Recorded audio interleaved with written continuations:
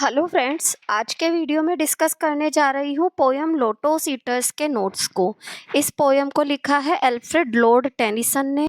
Poem के complete explanation को मैंने अपने अर्लियर वीडियोस में आप लोगों से डिस्कस कर लिया है, तो उस पर ध्यान दीजिएगा।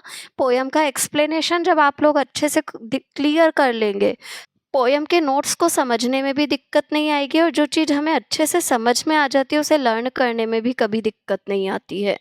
पोयम लोटस ईटर्स में यूलिसस और उसके साथियों की यात्रा का वर्णन है, जबकि वो लोटस लैंड नामक एक टापू पर पहुंच जाते हैं और वहां के शांत माहौल से किस प्रकार से प्रभावित होकर के ये इच्छा प्रकट करने लगते हैं कि वो अब अपने देश नहीं लौटना चाहते, वो तो यहीं के शांत माहौल में रहना चाहते हैं।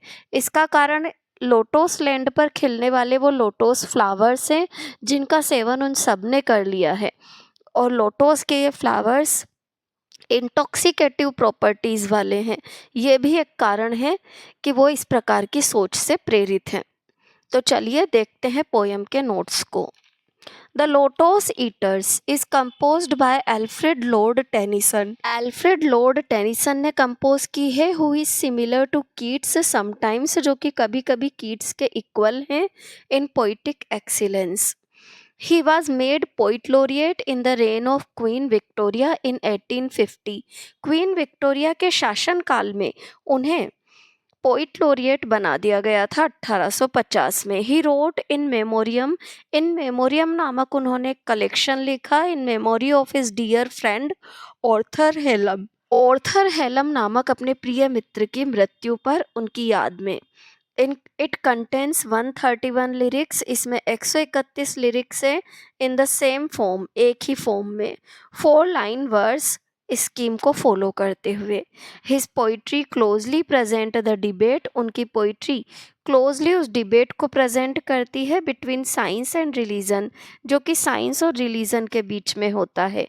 He was representative of many qualities of his age, अपने युग के कई गुणों का वो प्रतिनिधित्व करने वाले कवि थे, like possible material advancement, contaminated commerce, third advancement of natural science, and fourth his knowledge of growing agnosticism.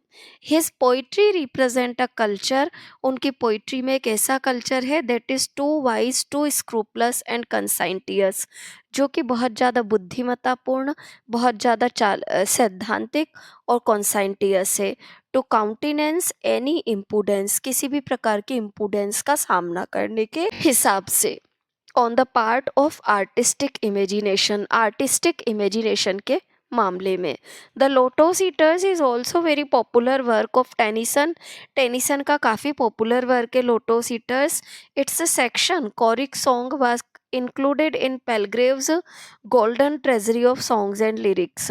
इसका सेक्शन कॉरिक सॉन्ग जो है वो golden treasury of songs and lyrics में भी आया है, जो कि काफ़ी महत्वपूर्ण बात है, याद भी रखिएगा 1 नंबर के लिए। It is the first poem of 5th book of this book, इस किताब की 5वीं किताब की पहली पोयम है ये। The source of this poem, इस पोयम का source is book 9 of Odyssey by Homer, Odyssey की बुक 9 है होमर के द्वारा। Ulysses the hero of this book on his return, hero जो है इस बुक का यूलिसस, जब वो लौट रहा है वॉयस से फ्रॉम ट्रोजन वॉर, ट्रोय के युद्ध से, landed at the island of lotus eaters, तो वो लोटस ईटर्स की लैंड पर रुक जाता है विद हिज क्रू, अपने साथियों के साथ। हेलेन वाइफ ऑफ मैनिलस, हेलेन जो कि मैनिलस की पत्नी है, द किंग ऑफ स्पार्टा जो कि स्पार्टा का राजा है, was carried off by Paris, उसे पेरिस ले गया था the prince of Troy, Troy का राजकुमार। The Trojan war was lasted for 10 years, Troy का युद्ध पूरे 10 साल चला। For the recovery of Helen, Helen को फिर से पाने के लिए। The lotus is an African plant, lotus एक अफ्रीकन प्लांट है जिसे जुजूबी भी कहा जाता है। According to Herodotus, lotus eaters are inhabitant of Libyan coast. Herodotus के अनुसार जो लोटस ईटर्स हैं वो लिबियन कोस्ट के निवासी थे। This plant has some intoxicative and magical virtues, इस पौधे की कुछ इंटॉक्सिकेटिव और मैजिकल क्वालिटीज थी आफ्टर ईटिंग दिस प्लांट। इस प्लांट को खाने के बाद वन फॉरगेट हिज पास्ट, व्यक्ति अपने पास्ट को भूल जाता है। And it causes a feeling of world weariness, और वर्ल्ड वियरीनेस की फीलिंग जागने लगती है। In lotos eaters Tennyson gives a dramatic expression of that mode of wear is disgust. Lotos eaters के अंदर टेनिसन नाटकीय एक्सप्रेशन देते हैं उस मूड को जो कि थकान से भरी हुई नफरत का है। इन विच डाउट्स विल फोर्स देमसेल्व्स, जिसमें कि डाउट्स खुद को फोर्स कर कर प्रस्तुत करते हैं in the mind of man, मनुष्य के दिमाग में। Whether life has any prize to offer, कि जीवन में कोई प्राइज मिलेगा भी, worth the toil and trouble of winning, जो कि जो परिश्रम और परेशानियां उठाई जा रही है उनके लायक हो। रॉ एंड वेब ने कहा है, the poem presents before us a vivid description of the land of lotos eaters. Lotos eaters की लैंड का एक विविधतापूर्ण वर्णन में करते हैं पोयम के अंदर। And also the effect of lotos, और लोटोस का इफेक्ट भी बताया गया है on Ulysses and his companions, Ulysses और उसके साथियों पर। ऑन देयर रिटर्न जर्नी, उनकी रिटर्न जर्नी पर। On their return journey from Trojan war, Troy के युद्ध से जबकि वो लौट रहे थे।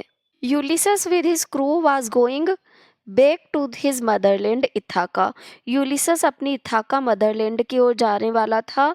He was encountered with many adventures, उसका सामना कई एडवेंचर्स से हुआ। ही रीच्ड लोटोस लैंड, फिर वो लोटोस लैंड पहुंचा। Where there is an atmosphere of dreaminess, जहाँ पर कि उन्नींदेपन का एटमोस्फेयर है।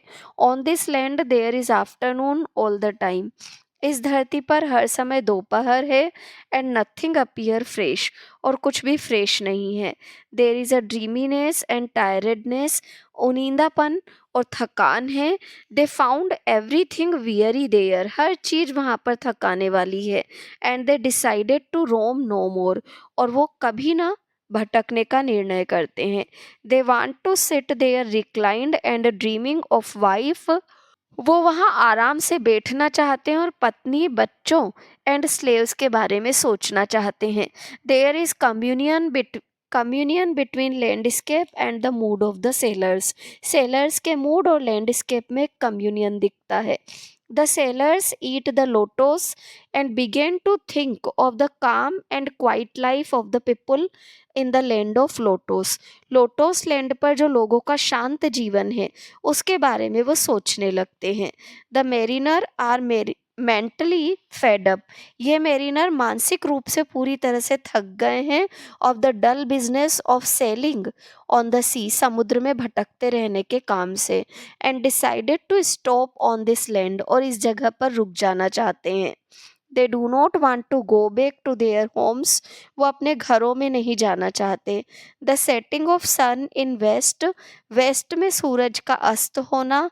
And the rising of moon in the east, और ईस्ट में चंद्रमा का उगना। कोज्ड देम सिट, उन्हें बैठने के लिए मजबूर करता है। बिटवीन बोथ, दोनों के बीच। The sand of this earth is yellow, इस धरती की इस जगह की जो मिट्टी है वो कैसी है, पीली है। They have many lovely memories of their past, उनके पास्ट की कई प्यारी यादें हैं। But even then they are fed up of restless and barren waters, पर वो रेस्टलेस और बैरन पानी से थक गए हैं। Which is both tiresome and disgusting, जो कि थकाने वाला और निराश करने वाला है।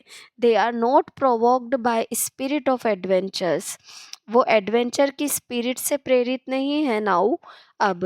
दे do not want to go back to their wives, children and friends, वो वाइव्स, चिल्ड्रन, फ्रेंड्स किसी के पास नहीं जाना चाहते।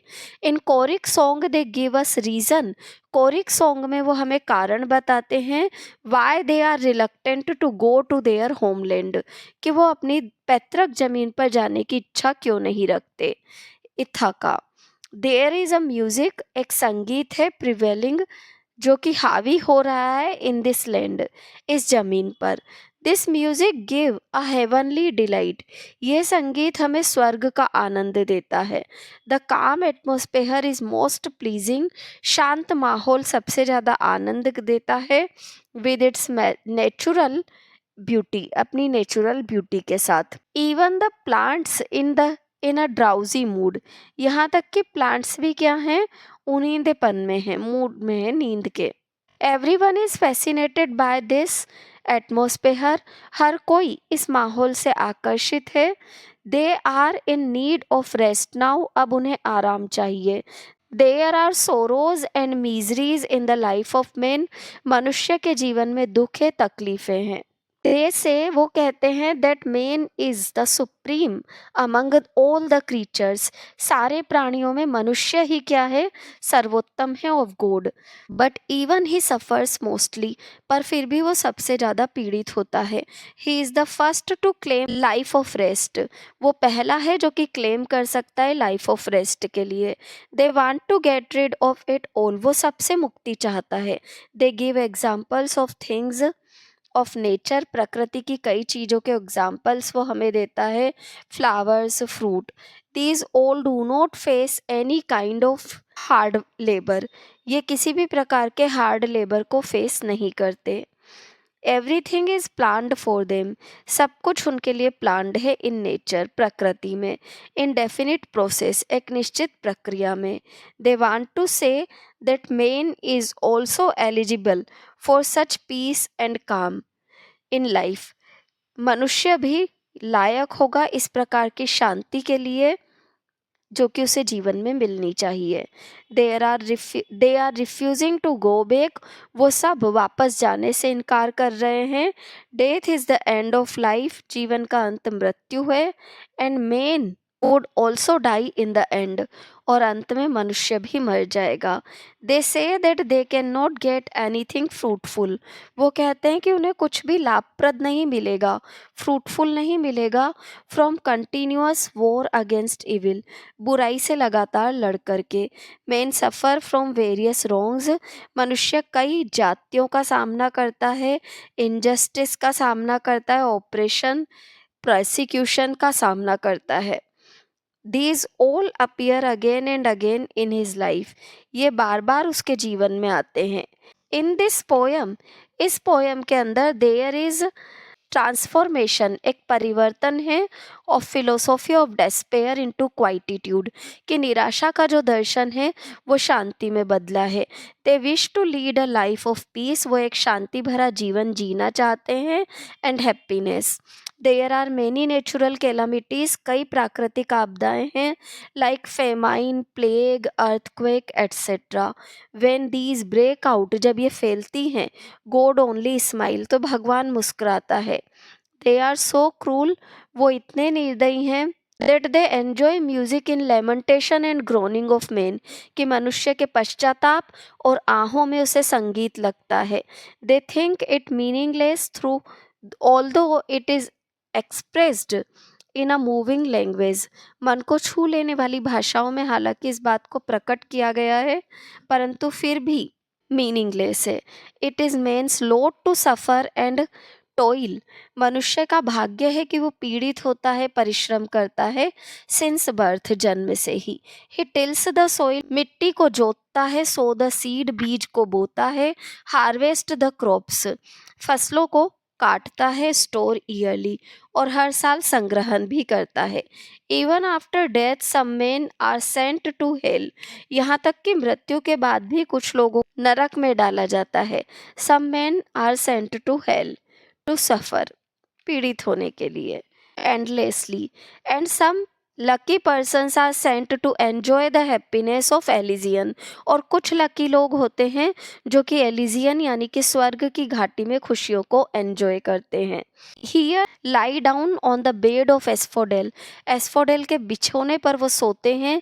In this way they say that God has nothing to do with their sorrows, भगवान का कोई लेना देना नहीं है उनके दुखों से। God lives happily in heaven, भगवान खुशी खुशी स्वर्ग में रहता है। Without any concern for men, मनुष्य की चिंता किए बगैर। They also wish to live life like gods, वो जीवन भगवान की तरह जीना चाहते हैं। On the land of lotos eaters, lotos eaters की धरती पर। फिर पोयम की लाइन है, They reject their claims of life to enjoy the solitude. वो जीवन के अपने दावे को ताकि एकाकी जीवन को एंजॉय कर सके ऑन दिस लैंड, इस धरती पर. The poem and it's atmosphere. Poem और इसका माहौल is build up by three means, तीन माध्यमों से बना है. Description of lotus land and nature. Lotus land और नेचर का डिस्क्रिप्शन.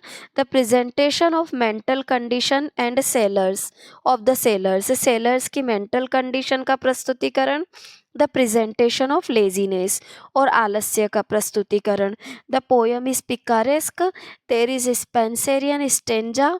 पोयम पिकारेस्क है, स्पेंसर स्टेंजा है. In 9 iambic line of 5 feet. 9 iambic line है 5 फीट की. But in choric song there is irregularity of stanza form. Stanza form की irregularity है choric song के अंदर. पोयम का पैराग्राफ नंबर 3, 4, 5, 6 अच्छे से लर्न करें. इसके अलावा भी कोई कन्फ्यूज़न है कमेंट बॉक्स में कमेंट डालें. पोयम के एक्सप्लेनेशन के लिंक्स मैं वीडियो के साथ शेयर कर दूंगी, तो उन्हें भी अच्छे से देखें. इसके अलावा भी फिर भी कोई कन्फ्यूज़न हो कमेंट बॉक्स में कमेंट डालें. Thank you everyone.